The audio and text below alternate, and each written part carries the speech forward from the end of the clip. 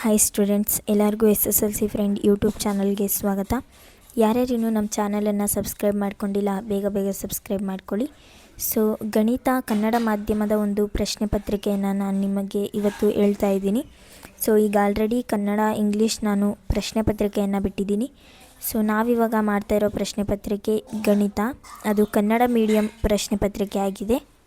English medium ಸ್ಟೂಡೆಂಟ್ಸ್ಗೂ ಸಹ ಬೇಕಾದರೆ ನೀವು ಸಹ ಕಮೆಂಟ್ ಹಾಕಿ, ನಾನು ನಿಮಗೆ ಬಿಡ್ತೀನಿ. ಸೊ ಯಾರ್ಯಾರು ಇನ್ನೂ ನಮ್ಮ ಚಾನಲನ್ನು ಸಬ್ಸ್ಕ್ರೈಬ್ ಮಾಡ್ಕೊಂಡಿಲ್ಲ ಸಬ್ಸ್ಕ್ರೈಬ್ ಮಾಡ್ಕೊಳ್ಳಿ. ಹಾಗೆ ಈ ವಿಡಿಯೋನ ಪೂರ್ತಿಯಾಗಿ ನೋಡಿ. ಏನಾದರೂ ಡೌಟ್ಸ್ ಇದ್ದರೆ ಕಮೆಂಟ್ ಹಾಕಿ. ಹಾಗೆ ಇಂಗ್ಲೀಷ್ ಮೀಡಿಯಮ್ ಅವ್ರಿಗೂ ಸಹ ನಾನು ವೀಡಿಯೋಸನ್ನು ಅಪ್ಲೋಡ್ ಮಾಡ್ತೀನಿ. ಸೊ ನೀವು ಸಹ ಕಮೆಂಟ್ ಹಾಕಿದ್ರೆ ನಾನು ಆದಷ್ಟು ಬೇಗ ವೀಡಿಯೋನ ಅಪ್ಲೋಡ್ ಮಾಡ್ತೀನಿ. ಸೊ ನೋಡಿ, ನಿಮಗೆ ಟೋಟಲ್ 20 ಅಂಕಗಳಿಗೆ ಇರುತ್ತೆ. ಟೋಟಲ್ 11 ಪ್ರಶ್ನೆಗಳಿದೆ ಅಂತ ಕೊಟ್ಟಿದ್ದಾರೆ. ಹಾಗೆ 60 ನಿಮಿಷ ನಿಮಗೆ ಅವಧಿ, ಅಂದರೆ ಟೈಮಿಂಗ್ಸು. ನೆಕ್ಸ್ಟು ವಿಷಯ ಸಂಕೇತ 81K ಅಂತ ಕೊಟ್ಟಿದ್ದಾರೆ. ಸೊ ಈ ಕೆಳಗಿನ ಪ್ರಶ್ನೆಗಳನ್ನು ಸೂಕ್ತ ರೀತಿಯಲ್ಲಿ ಉತ್ತರಿಸಿ ಅಂತಲೂ ಸಹ ಹೆಡ್ಡಿಂಗಲ್ಲಿ ಸೂಚನೆಯನ್ನು ಕೊಟ್ಟಿದ್ದಾರೆ ನಿಮಗೆ. ಸೊ ಮೊದಲನೇ ಪ್ರಶ್ನೆ ನೋಡಿ, ಆಯ್ಕೆಯ ಪ್ರಶ್ನೆ, ಬಹು ಆಯ್ಕೆ ಪ್ರಶ್ನೆ ಆಗಿದೆ ಇದು. ಸೊ 5 ಸ್ಕ್ವೇರ್ ಇಂಟು 2 ಮತ್ತು 2 ಘಾತ 5 ಇಂಟು 5 ಇದರ ಮಾಸ ಅಂತ ಕೇಳಿದ್ದಾರೆ. ಸೊ ನೀವು ಇಷ್ಟು ಆಪ್ಷನ್ಗಳಲ್ಲಿ ನಿಮ್ಮ ಉತ್ತರ ಯಾವುದು ಸರಿಯಾಗಿದೆ ಅನ್ನೋದನ್ನು ಆರಿಸಿಬಿಟ್ಟು ಬರೀಬೇಕು. ಅದರ ಜೊತೆ ನಿಮ್ಮ ಉತ್ತರದ ಜೊತೆ ಏನು ಆಪ್ಷನ್ಸನ್ನು ಕೊಟ್ಟಿದ್ದಾರೆ ABCD ಅನ್ನೋದನ್ನು ಅದನ್ನು ಸಹ ಮೆನ್ಷನ್ ಮಾಡಿ ಬರೀಬೇಕಾಗುತ್ತೆ. ಆಗ ಮಾತ್ರ ನಿಮಗೆ 1 ಮಾರ್ಕ್ ಕೌಂಟ್ ಆಗುತ್ತೆ. ಸೊ ನೆಕ್ಸ್ಟು ಎರಡನೇ ಪ್ರಶ್ನೆ ನೋಡಿ, ಎರಡನೇ ಪ್ರಶ್ನೆ ಈ ರೀತಿ ಇದೆ. A1x + B1y + C1 = 0 ಮತ್ತು A2x + B2y + C2 = 0 ಈ ಜೋಡಿ ರೇಖಾತ್ಮಕ ಸಮೀಕರಣಗಳಲ್ಲಿ ಕೆಳಗಿನ ಯಾವ ಸಂದರ್ಭವೂ ಉಂಟಾಗುವುದಿಲ್ಲ ಅಂತ ಕೇಳಿದ್ದಾರೆ. So option A, option B, option C, option D 4 ಉತ್ತರಗಳನ್ನು ಕೊಟ್ಟಿದ್ದಾರೆ. ಈ 4ರಲ್ಲಿ ಒಂದನ್ನು ಆರಿಸಿ ಬರೀಬೇಕಾಗುತ್ತೆ. ಇದಕ್ಕೂ ಸಹ 1 ಅಂಕಗಳು ನಿಗದಿಯಾಗಿರುತ್ತೆ. ನೆಕ್ಸ್ಟ್ ನೋಡಿ, ಮೂರನೇ ಪ್ರಶ್ನೆ, ನಕ್ಷೆಯಲ್ಲಿ ಕೊಟ್ಟಿರುವ y = P(x) ಬಹುಪದೋಕ್ತಿಯು ಹೊಂದಿರುವ ಶೂನ್ಯತೆಗಳ ಸಂಖ್ಯೆಯು ಅಂತ ಕೇಳಿದ್ದಾರೆ. ಸೊ ಇದರಲ್ಲಿ ನಿಮಗೆ ಒಂದು ಈಸಿಯಾಗಿ ಅರ್ಥ ಆಗೋ ರೀತಿ ಹೇಳ್ಕೊಡ್ತೀನಿ. ಸೊ ನೋಡಿ, ಇಲ್ಲಿ x ಮೇಲೆ ಹಾದು ಹೋಗಿದೆ, ಇಲ್ಲಿ x ಮೇಲೆ ಹಾದು ಹೋಗಿದೆ, ಇಲ್ಲಿ x ಮೇಲೆ ಹಾದು ಹೋಗಿದೆ. ಸೊ ನಿಮಗೆ P(x) ಅಂತ ಕೇಳಿದಾಗ 3 ಆಗುತ್ತೆ. ಸೊ ನೋಡಿ, ಇಲ್ಲಿ option B is the right answer. So ಈ ರೀತಿ ನಿಮ್ಮ ಒಂದು ಆನ್ಸರ್ ಆಗಿರುತ್ತೆ. ತುಂಬ ಈಸಿಯಾದಂಥ ಪ್ರಶ್ನೆ ಇದು. ಸೊ ಇದೊಂದು ಟ್ರಿಕ್ನ ನೀವು ತಲೆಯಲ್ಲಿ ಇಟ್ಕೊಂಡು ಫೈನಲ್ ಎಕ್ಸಾಮ್ ಗಂಟನೂ ಇದೇ ರೀತಿ ಕಂಟಿನ್ಯೂ ಮಾಡ್ಬೋದು. ನೆಕ್ಸ್ಟ್ ನೋಡಿ, 4ನೇ ಪ್ರಶ್ನೆ, P(x) = 5x³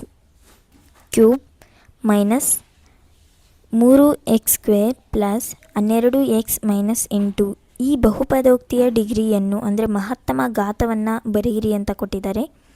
ಸೊ ನೀವು ಮಹತ್ತಮ ಘಾತ ಅಂತ ಕೇಳಿದಾಗ, ಸೊ ಇಲ್ಲಿ ಮೇಲೆಗಡೆ ನಂಬರ್ ಕಾಣಿಸ್ತಿದೆಯಲ್ಲ, ಈ ನಂಬರ್ಗಳನ್ನು ನೋಡಬೇಕು. ಆ ನಂಬರ್ಗಳಲ್ಲಿ ಯಾವುದು ದೊಡ್ಡದಿರುತ್ತೋ ಅದೇ ನಿಮ್ಮ ಮಹತ್ತಮ ಘಾತ ಆಗಿರುತ್ತೆ. ಸೊ ಈ ಪ್ರಶ್ನೆಯಲ್ಲಿ 3 ಮಹತ್ತಮ ಘಾತ ಆಗಿದೆ. ಸೊ ಕರೆಕ್ಟಾಗಿ ನೋಡ್ಕೊಳ್ಳಿ. ನೆಕ್ಸ್ಟ್ ನೋಡಿ, 5ನೇ ಪ್ರಶ್ನೆ. ಸೊ 5ನೇ ಪ್ರಶ್ನೆಗೂ ಸಹ 1 ಅಂಕದ ಪ್ರಶ್ನೆ ಆಗಿದೆ. ನೆಕ್ಸ್ಟು 6ನೇ ಪ್ರಶ್ನೆಗೆ ಬಂದರೆ, 3 + ವರ್ಗಮೂಲ 5 ಒಂದು ಅಭಾಗಲಬ್ಧ ಸಂಖ್ಯೆ ಎಂದು ಸಾಧಿಸಿ. ಸೊ ಇದು ನಿಮಗೆ ಇಲ್ಲಿ ಮಾತ್ರ ಅಲ್ಲ, ನಿಮಗೆ 2 ಮಾರ್ಕ್ಗೆ ಮತ್ತು 3 ಮಾರ್ಕ್ಗೆ ಫೈನಲ್ ಎಕ್ಸಾಮ್ಗೂ ಸಹ ಬರುವಂಥ ಪ್ರಶ್ನೆ ಆಗಿದೆ. ಇದನ್ನು ಯಾವುದೇ ರೀತಿ ಮಿಸ್ ಮಾಡೋಕ್ಕೆ ಹೋಗಬೇಡಿ. ನಿಮಗೆ ಅದನ್ನು ಕಲಿಯೋಕ್ಕೆ ತುಂಬ ಕಷ್ಟ ಆದ್ರೂ ನೀವು ಬಾಯಟ್ ಮಾಡಿಬಿಡಿ, ಅದನ್ನು ಆರಾಮಾಗಿ ನೀವು ಸ್ಕೋರ್ ಮಾಡ್ಬೋದು. ಸೊ ಈ ರೀತಿಯಲ್ಲಿ ನೀವು ಅದನ್ನು ಬರೆದ್ರೆ ನಿಮಗೆ 2 ಅಥವಾ 3 ಅಂಕಗಳು ಖಂಡಿತವಾಗಿ ಸಿಕ್ಕೇ ಸಿಗುತ್ತೆ. ಸೊ ಇದೊಂದು ನಿಮಗೆ ಇಂಪಾರ್ಟೆಂಟ್ ಮತ್ತು ಕನ್ಫರ್ಮ್ ಕ್ವಶನ್ ಆಗಿರುತ್ತೆ. ನೆಕ್ಸ್ಟ್ ನೋಡಿ, ವರ್ಜಿಸುವ ವಿಧಾನದಿಂದ ಈ ಕೆಳಗಿನ ರೇಖಾತ್ಮಕ ಸಮೀಕರಣಗಳನ್ನು ಬಿಡಿಸಿ ಅಂತ ಕೇಳಿದ್ದಾರೆ. x + y = 4, 2x + y = 6 ಅಂತ ಕೊಟ್ಟಿದ್ದಾರೆ. ಸೊ ವರ್ಜಿಸುವ ವಿಧಾನದ ಪ್ರಶ್ನೆಗಳು ನಿಮ್ಗೆ ಇದಕ್ಕೆಲ್ಲ ಎಕ್ಸ್ಪ್ಲನೇಷನ್ ಬೇಕು ಅಂದರೆ ನೀವು ನಮ್ಮ ಚಾನಲನ್ನು ಸಬ್ಸ್ಕ್ರೈಬ್ ಮಾಡ್ಕೊಂಡಿರಿ. ಯಾಕಂದರೆ ನಾವು ಮಿಡ್ ಟರ್ಮ್ ಕ್ವಶನ್ ಪೇಪರ್ ಮಾಡಬೇಕಾದ್ರೆ ಅಥವಾ ಪ್ರಿಪ್ರೇಟ್ರಿ ಅಥವಾ ನಿಮ್ಮ ಫೈನಲ್ ಎಕ್ಸಾಮ್ ಪೇಪರ್ ಮಾಡಬೇಕಾದ್ರೆ ಕನ್ಫರ್ಮ್ ಇರೋ ಕ್ವಶನ್ಸಲ್ಲಿ ಇದು ಸಹ ಒಂದಾಗಿರುತ್ತೆ. ಸೊ ಇದರ ವಿವರಣೆ ಬೇಕು ಅಂದರೆ ನೀವು ನಮ್ಮ ಚಾನಲನ್ನು ಸಬ್ಸ್ಕ್ರೈಬ್ ಮಾಡ್ಕೊಳ್ಳಿ. ಆಗ ಮಾತ್ರ ನಿಮಗೆ ಇದರ ವಿವರಣೆ ಸಿಗುತ್ತೆ. ಅಥವಾ ನಿಮ್ಮ ಟೀಚರ್ಸೇ ಹೇಳ್ಕೊಟ್ಟಿದ್ರೆ ಅದನ್ನೇ ಕಂಟಿನ್ಯೂ ಮಾಡಿ. ಸೊ ಆ ರೀತಿಯಲ್ಲಿ ಆನ್ಸರನ್ನು ಬರಿಬೋದು. ಆದರೆ ಇದನ್ನು ನಮ್ಮ ಚಾನಲಲ್ಲಿ ತುಂಬ ಈಸಿಯಾಗಿ ಹೇಳ್ಕೊಡ್ತೀವಿ. ಬೇಕಿದ್ದರೆ ನೀವು ಹೋದ ವರ್ಷದ ಒಂದು ವೀಡಿಯೋಸನ್ನು ನೋಡ್ಬೋದು. ಆಗ ನಿಮಗೆ ಗೊತ್ತಾಗುತ್ತೆ ಎಷ್ಟು ಈಸಿಯಾಗಿ ಇದನ್ನು ಬರಿಬೋದು ಅಂತಂದ್ಬಿಟ್ಟು. ಸೊ ನೆಕ್ಸ್ಟ್ ನೋಡೋಣ. x² + bx + 9 = 0 ವರ್ಗ ಸಮೀಕರಣವು ಎರಡು ಸಮನಾದ ವಾಸ್ತವ ಮೂಲಗಳನ್ನು ಹೊಂದಿದ್ದರೆ ಈ ಸಮೀಕರಣಗಳನ್ನು ಕಂಡುಹಿಡಿಯಿರಿ ಅಂತ ಕೊಟ್ಟಿದ್ದಾರೆ. ಸೊ ಬ್ರ್ಯಾಕೆಟಲ್ಲಿ b > 1 ಅಂತ ಕೊಟ್ಟಿದ್ದಾರೆ. ಸೊ ಇದನ್ನು ನೋಡಿಕೊಂಡು ನೀವು ಆನ್ಸರನ್ನು ಬರಿಬೇಕಾಗುತ್ತೆ. ಸೊ ಇದು ಅಷ್ಟೇ ವರ್ಗ ಸಮೀಕರಣ, ಎರಡು ಸಮನಾದ ವಾಸ್ತವ ಮೂಲಗಳು. ಇದು ನಿಮಗೆ ಈಗ ಆಲ್ರೆಡಿ ಆಗಿರುತ್ತೆ ಪಾಠ. ಸೊ ಆ ಪಾಠದ್ದೇ ಇದು ಪ್ರಶ್ನೆ. ಸೊ ನಿಮಗೆ ಲೆಕ್ಕ ಮಾಡೋಕ್ಕೆ ಬಂದರೆ ಆರಾಮಾಗಿ ನೀವು ಬರಿಬೋದು. ಇದಕ್ಕೂ 2 ಅಂಕಗಳು ನಿಗದಿಯಾಗಿರುತ್ತೆ. ನೆಕ್ಸ್ಟ್ ನೋಡಿ, x² + 3x + 2 = 0. ಈ ವರ್ಗ ಸಮೀಕರಣವನ್ನು ಅಪವರ್ತಿಸುವ ವಿಧಾನದಿಂದ ಬಿಡಿಸಿ.